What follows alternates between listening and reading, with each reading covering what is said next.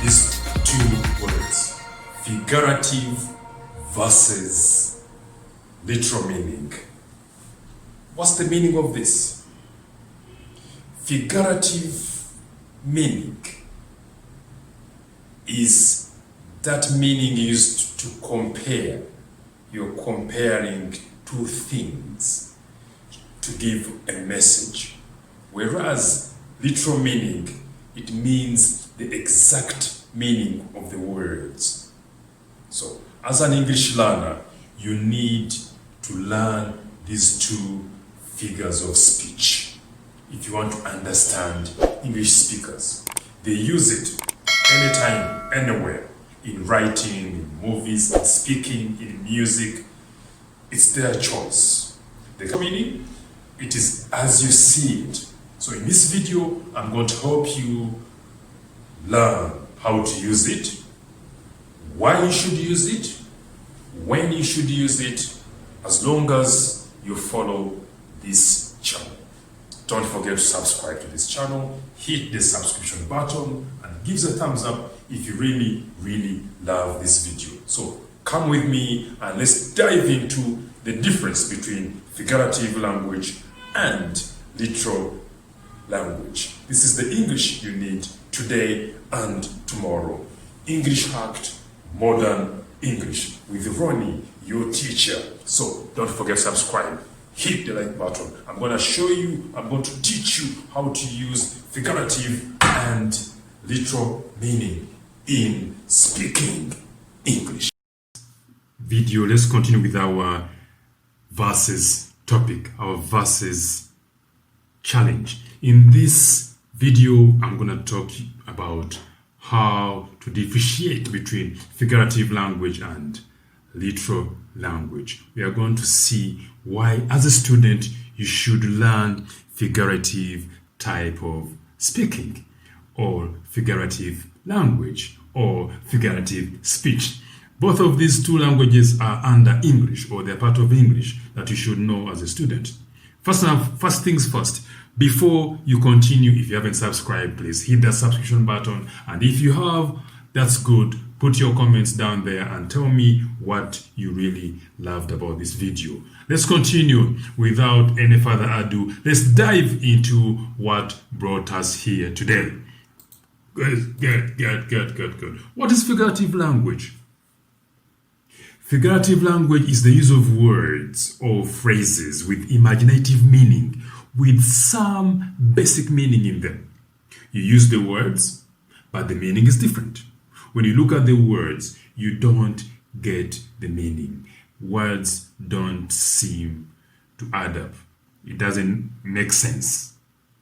In this video, I've organized for you, or I've prepared for you 7 types of figurative speech, or 7 types of figurative language you need to learn, you need to understand, and start using it. It will make you sound better in your speaking and in your writing. Some of them are formal, some of them are informal, but what makes a language interesting is the informal part. Let's continue. Our first one is metaphors. I love metaphors. Metaphors are part of my life. Metaphors are part of the English language. What are metaphors? Metaphors are used every day. They are used by everyone in speaking. Metaphors, these are statements that don't literally make any sense.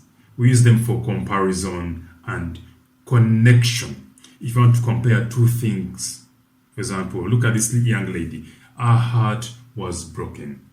He broke her heart. This guy broke the girl's heart. He did get her heart out of her body and broke it. No, it is a metaphor which is comparing her life, her feeling with a broken something. Because if you break a glass, for example, it's gone.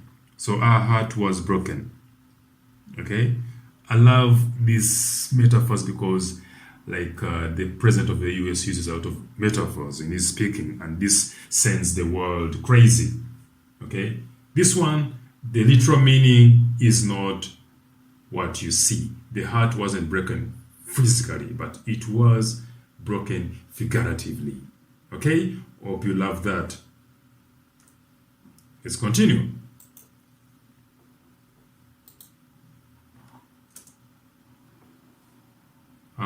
Broken heart. She was walking with a broken heart. As you can see, her heart is broken, but she's living, she's alive.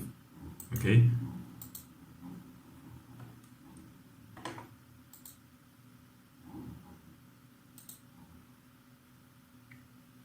Poor lady. Okay, let's continue to the next one. The next one is hyperbole.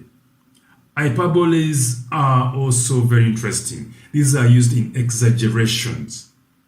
Okay, if you want to exaggerate your statement, if you want to show emphasis, we use hyperboles. For example, I am hungry, I can eat an elephant. I am hungry, I can eat an elephant. No one in this world can eat an elephant because it's huge. Look at the size of this thing. It's really huge. You can't finish an elephant. You know, you can't finish an elephant. But people use hyperboles for exaggeration, for, you know, to make its excess. Sometimes they are ridiculous, but we use them for speaking, to show connection, to show that we natural in our speaking.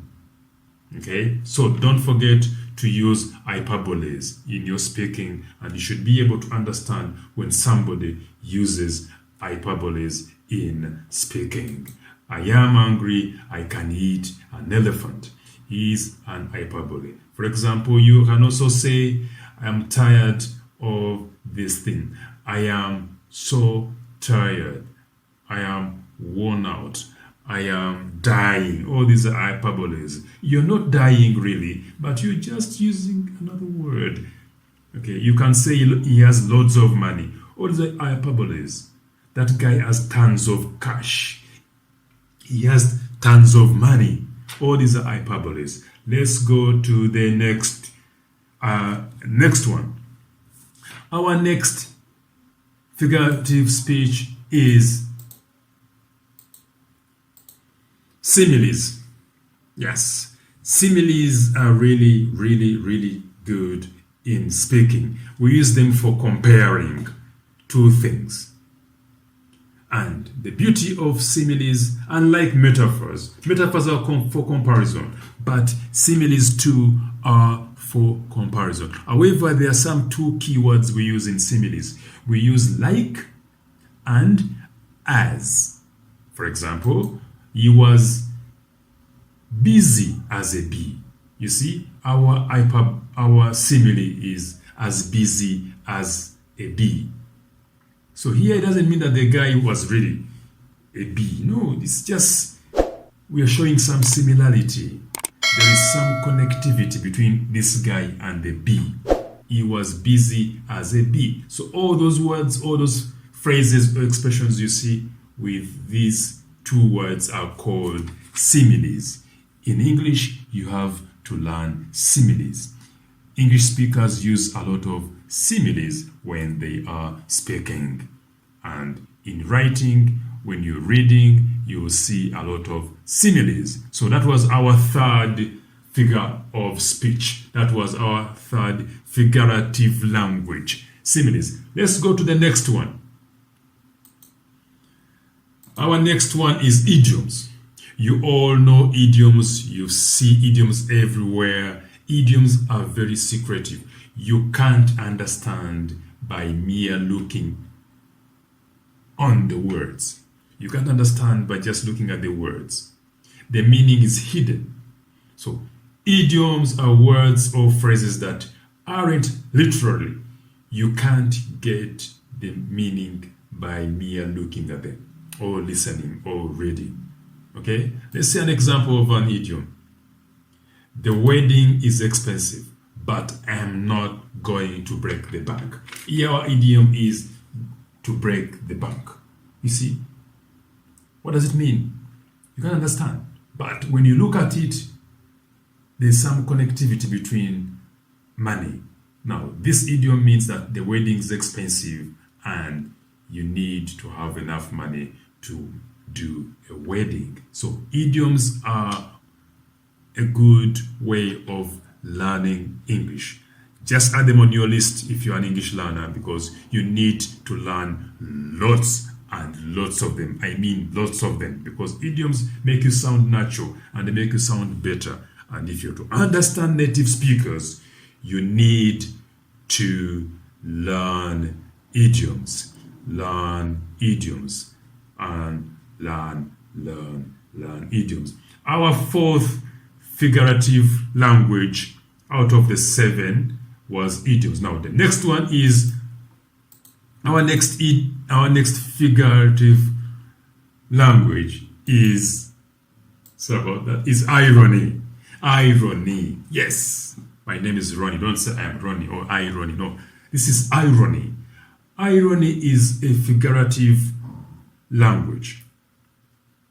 It shows the difference between the things we say. If you want to show some difference, if you want to connect with your audience if you're a speaker, or to connect with your readers if you are a writer, you need to use some irony. Okay, it depends, by the way, it depends on the expectation of your audience or your readers or your listeners. Some type of irony is dramatic irony, to create some humor or to surprise your listeners. For example, let's look at this example. Today is really cold, just like hell. That is really irony, you know. Look at this young, beautiful people. They're in a desert, semi-desert, and it's really very hot. But they used an irony that it is cold like hell. Come on, hell has never been cold. Yeah, some people have been there. They have told us that hell is very, very hot. But this is an irony that shows hell is really hot, and this place they are in is hot. It's damn hot. So this is type of irony. Irony makes you sound better. They also make you sound funny in English. So don't be so boring sometimes. You need to use a little bit of irony in your language. Irony is here to stay. Our 6th figurative language on the list is personification. Personification is good. Personification is a must learn. It got onto our list because it's really, really interesting. We use it every day. I love using personification. What is personification? Personification makes inanimate objects or animals seem human. For example, you can say, this car, hold on, excuse me. For example, opportunity comes once. Opportunity isn't a person, but you can use it as an inanimate. Opportunity comes once. Look at this example. My house misses me whenever I travel. My house misses me whenever I travel. Come on, my house has no feelings, but it misses me whenever I travel. So a house is an inanimate thing. It has no life. You know, it can't miss anybody. But here we are using it to show emotion. So this is personification in English. People use it every day. With animals, you can say, my cat is hungry. No, she feels lonely. Sometimes my cat feels like missing me. You see, all this is personification. And if somebody is listening to you, you will say, what is he talking about? No, that's the type of speaking, a type of language in English we call figurative language. And it falls under personification. Our seventh type of figure of speech is symbolism. Yes, we use symbolism a lot. You see symbolism in music, you see symbolism in movies, symbolism in books. All this type of language is under objects. We see objects as symbolized, we see persons symbolized, we see situations symbolized. even events with symbols, with hidden meaning. You can't understand it unless you read, you discover, you travel, you learn symbolism. Let's see an example of symbolism. Look at this video. Look at this clip. I really love this romantic scene. Just mere looking at it, you see the symbolism of romantic romance. It is full of romance. It's full of love.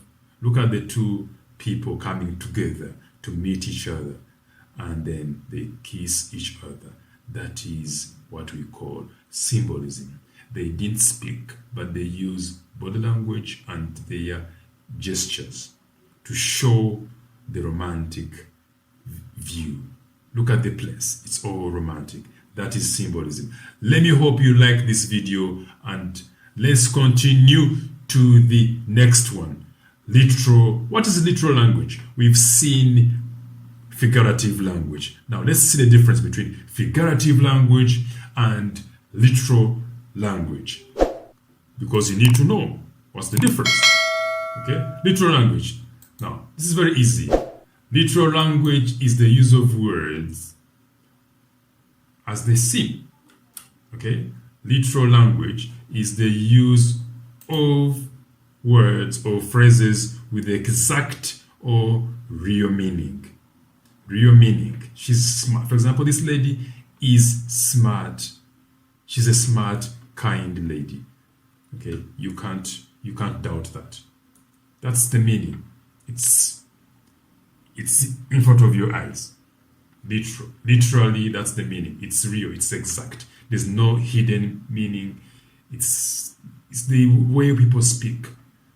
The meaning is just in front of you. She's smart and kind, and she's a lady. So that's literal. So you've seen 7 ways how we use figurative language and how you can use it in your speaking and in your writing. So go use it and be able to understand when English speakers use it. Let me hope you like this video, and please don't forget to subscribe and follow English Hacked. For more videos, please stay hooked.